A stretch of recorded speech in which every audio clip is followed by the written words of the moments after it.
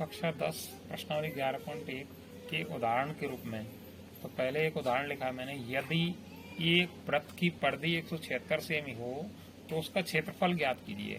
अब वृत्त के क्षेत्रफल का सूत्र क्या है कि पाई आर स्क्वायर, पाई का मान 22/7 और आर यानी त्रिज्या। हमारे प्रश्न में कहीं पे भी त्रिज्या नहीं है, हमारे प्रश्न में कौन दे रखी है, परिधि।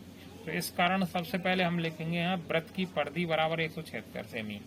या लगाकर परिधि दे रखी है तो परिधि का सूत्र लगा दें कि 2 पाई आर बराबर 176।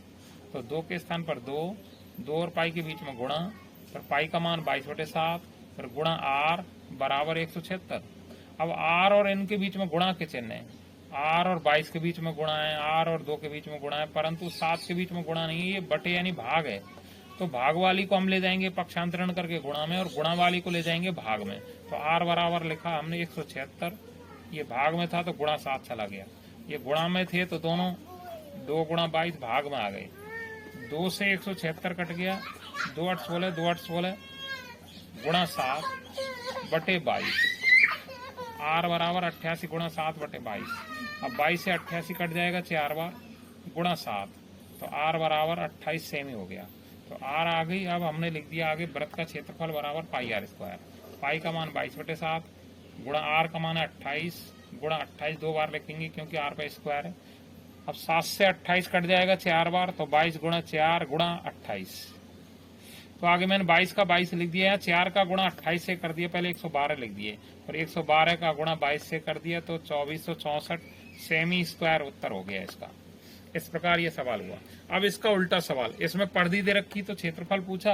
अब अगला लिख दिया, यदि एक वृत्त का क्षेत्रफल 3850 सेमी स्क्वायर है तो इसकी परिधि ज्ञात कीजिए।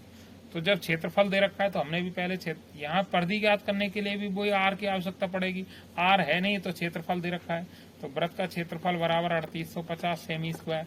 या लगाकर लिख दिया हमने क्षेत्रफल दे रखा है, क्षेत्रफल का सूत्र कि पाई आर स्क्वायर बराबर 3850, पाई का मान 22/7 गुणा आर स्क्वायर, ज्यों की त्यों आर है ही नहीं, बराबर 3850।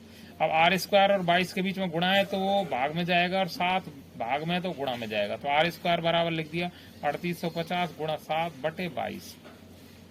अब 22 से हमने 3850 को काट लिया 175 बार, तो 175 गुणा 7 आ गया, और 7 का गुणा कर दिया 175 से तो 1225 आ गए। तो आर स्क्वायर बराबर 1225, आर पे से स्क्वायर हटाया तो रूट 1225, और 1225 का वर्गमूल मैंने आपको यहाँ बताया है।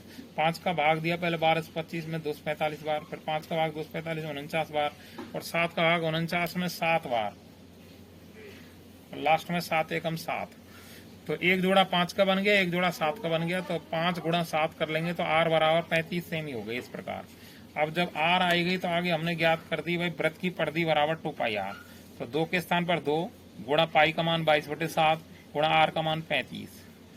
अब 22 गुणा 2 कर दिया 44, 7 से 35 को काट दिया 5 बार, और 5 का 20, 5 का 20 और 2 22। तो इस प्रकार ये वृत्त की परिधि 220 सेमी हो गई।